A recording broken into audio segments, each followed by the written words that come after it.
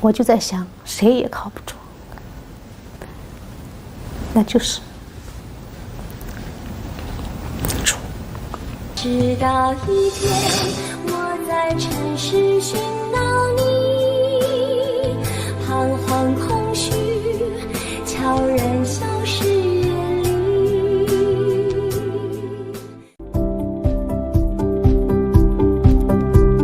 朋友您好，欢迎来到活出欢悦节目，我是李文平。在开始之前，特别祝大家春节蒙福，新年快乐。今天特别想来跟大家聊一个话题。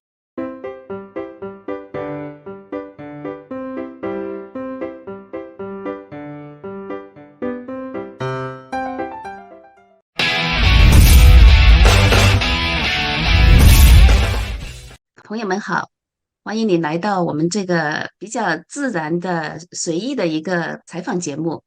那么现在正好是在情人节的前夕，一个机会让我想到了我们这位嘉宾陈尚宇，我的好朋友。当时一想到他，我就说，情人节如果要采访，不采访他，采访谁呢？一定要采访他啊！为什么呢？不是说因为他有很辉煌的简历哈，你要看他的经历，看他的简历是很辉煌的。不是说他是诗人、是作家、是制片人、是高管啊，不是因为这些，而是真的是因为他懂得爱。可是因为他的简历太丰富了啊，我就来问他说：“那我怎么介绍你才好？”他就跟我讲了一句啊，我来给大家念。他说：“啊，你就只说一句，在生命的某一个小站，尚宇是曾经让我感受到爱的人。”啊，你看，从他想介绍自己，你就知道他是一个多么有爱的人。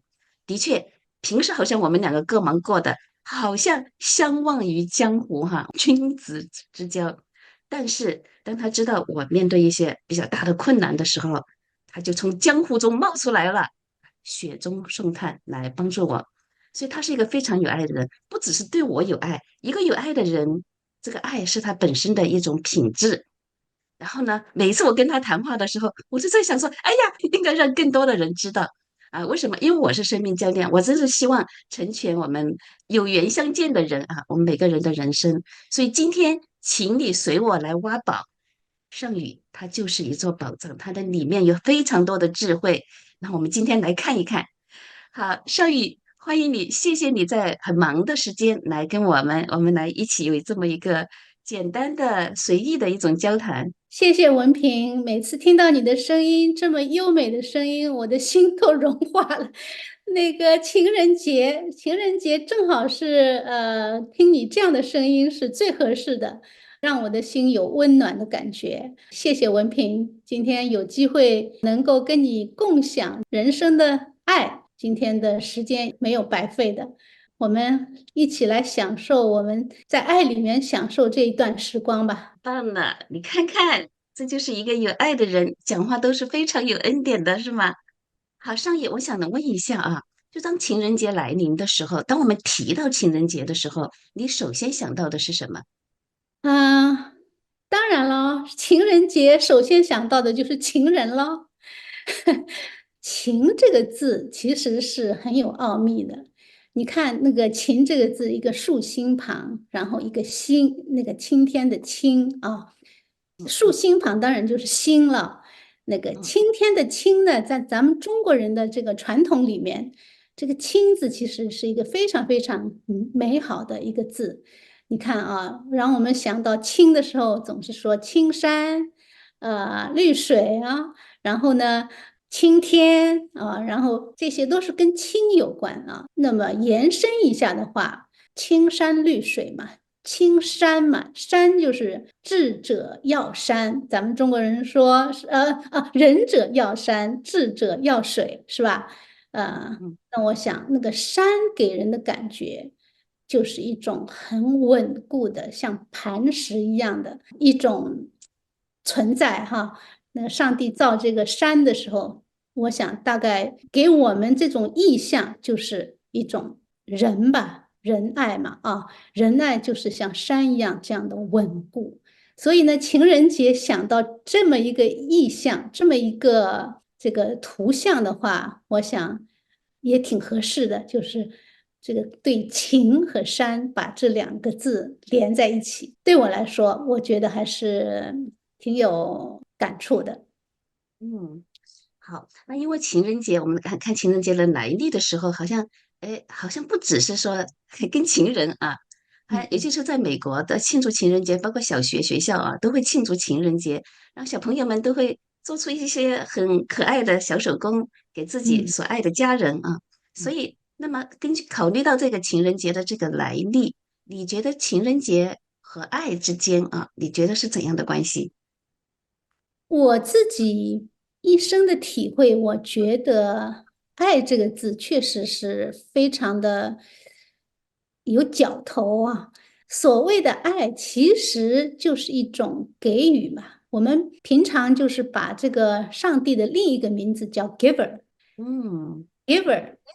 那为什么我们说他是个 giver 呢？因为他是一个爱的给予者嘛。那嗯情人当然就说是一种，你接受一种爱，接受一种情，然后你同时呢，你又给予啊。那我们人是神造的嘛，那我们本身就有神的形象，那么接受一个姿势，一个给予一个姿势，那就是友情，一个收，一个放啊。我觉得对我来说，这个意义就是情人节的意义了。嗯，所以你提到一个是给予啊，一个是接受，就是爱或者情是在一种互动中间来产生的。对了，对了，对了，互动嗯哼，这个字是对的，互动中，就是一种互动。当然，嗯，就说如果没有互动的话，就情这个字就不存在了，是吧？一种流淌的一种感觉。呀，你刚才提到一个很重要的一个概念啊，你说的是就是在这个给予哈，爱和给予中间。嗯。那么从你的体会中，你来看啊，就是爱在你的人生中的位置是怎样的？我想是托尔斯泰吧，讲过一句话：“爱统领一切。”我觉得，在我们的生活当中，假如说没有爱的话，那其他这些东西都是没有太大意义的。我自己亲身经历的，事业啊，高峰的时候，突然爱出问题了啊。那我这个时候我就在想，假如说一个人如果是在爱这件事情上没有处理好的话，那其实一个人应该说，你不能说自己是一个成功的人。所以呢，我觉得这个只要有爱的话，它是一个底座，在这个底座上，你可以建立美好的这个事业、美好的家庭、这个物质生活，各种各样的东西都可以在那个上面建立起来。但是，假如说没有这个东西，那你等于就说没有这个基础，其他东西都是，说实话，都是虚幻的。爱，特别是这种永不改变的爱，才是真正的磐石。我个人的认为，这也就是为什么到最后我们全家都是信耶稣基督，因为我们觉得这个耶稣基督只有他的爱是永远不改变的。当然，这不是真的不是一种口号了啊，确实是因为他就是用爱来创造这个世界，那创造我们。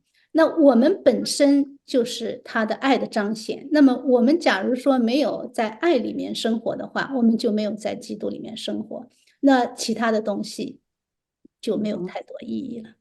呀，谢谢你提到这个哈。其实提到爱的种类了，我嗯知道你的人生经历，就是在你在事业高峰的时候，爱出了问题。那实际上在那个阶段的话，是说人生中的爱啊，嗯就人间的爱，也就嗯是我们最看重的这种关系的爱，出了嗯问题的时候啊，因为我了解你的故事啊，那朋友们，如果你看过《纽约日记》，你应该也知道他的故事，那个一个片子出来的。那么这个爱的创伤，你是用另外一种爱来医治了，来修复了。不仅如此，然后大家啊，你说你们一家人都进入另外一这种不是人间的爱啊，这种更广阔的一种爱里面。那么在这个过程，你可不可以稍微讲一下，怎么样可以爱的伤痛可以被另外的爱来修复？我觉得像我自己的个人经历来讲的话，应该说，我后来想，为什么我可以出来啊？我觉得是一种忘我的境界吧。因为如果你有了一种大爱了以后呢，其实这个小爱呢，其实并不是特别特别的重要。假如说你没有大爱的时候，你会觉得，哎呀，这就是我生命的全部了啊。然后，假如说这个就房子着火一样，那房子着火了以后怎么办呢？就是那就没有地方住了。那假如说你有这个大爱的时候，你就会觉得，哎，这个房子着火了以后，你可以重新建造一个房子啊，而且会更漂亮啊。所以呢，就是说，我是认为我是因为有了这个更大的爱来支撑我的时候，这个更大的爱给我了一个更大的盼望，然后给嗯我更坚实的底气。那所以呢，我觉得好像这件事情，而且我一直相信神给我们的每一件事情都是有原因的，都是一种祝福，哪怕是最困难的处境，也是给我们一种也就是一种唤醒吧，应该说，出了某件事情出了问题的时候，就让你好像说，哎，这件事情是不是可以改善？那我们的人其实是很微小的，是不是？是错误百出的。那神就一定会通过某一件事情让你来反省自己，或者说反省一种 relationship，在这嗯个关系当中，是不是有什么东西是可以改进的？那我相信，我觉得我在这个关系当中，我不仅仅是我了，我先生也一样。这一件事情里面，我们成长，嗯我们学到了很多东西，而且我们反省自己的生活，有很多主次的事情没有弄明白，，OK OK，有一些主次颠倒的感觉。那就是通过这件事情，我们把这个主次的关系又重新排列了下。当这个提纲挈领嘛，中国人说，你只要嗯，把纲拎起来的时候，其他的事情都 fall into places。是的，是的，提纲挈领了哈。对，纲举目张，有时候我还说纲举目张，把那个对纲拿好之后，其他的就到位了。对对，是的。通过你刚才的分享，我其实想到我们的一句成语啊，叫做不是成语，一句诗啊，叫“登泰山而小鲁”，是吧？就嗯，对是站到高处的时候，好多东西都变小了。对啊，人生的境界就是当我们的心灵提高到一定的境界的时候，原来是问题的问题，可能不是问题了；原来是大问题的问题，可能变成了小问题啊，就对变得容易解决。呀，对谢谢你的分享啊！我也再次想到说，一个问题，如果我们去解决它，在产生问题的那个层面来解决，通常不太容易。但是如果我们从一个更高的层次来解决这个问题的话，问题就变得很容易解决了。好，另谢谢外一你的分享。个我也可以分享一下，就是我们这件事情后来被拍成《纽约日记》了嘛，是吧？那我跟我先生其实，一开始是有点抵触的啊，怕把私生活让大家都知道了嘛啊。但是呢，后来我们想，叫说我们这件事情其实本身就像一个肥料一样，那通过这件事情呢，我们把这个肥料呢。就用来当做施肥，是吧？然后长出一些茁壮的秧苗来。这样的话呢，这些秧苗呢，又让许多许多的人得到益处，就是从我们的错误当中，从我们的生命的翻转当中呢，可以学到一些东西，然后同时呢，也祝福更多的人。所以呢，这件事情其实对我们也是一种治疗吧。应该说是一种治对，疗，也就是一种爱的散发。刚才嗯我们说不是一种是给予嘛，一个是吸收，一个是给予。那我想就是在给予的过程当中，我们本身也得到了疗愈。嗯。哇，非常的感恩啊，的确啊，就是看到我们说爱的层次，当愿意把自己的生活啊，好像还是私生活向大众来展示的时候，这要非常大的勇气，更要有爱。你看到后面的意义，然后你就做出这种。所以我们再次回到回到我们说情人节，情人节是关于爱的，而且爱是分层次，有大小。非常的感恩，看到你这种分享，的确是建造了很多的人。我自己都听到一些分享，非常的感谢。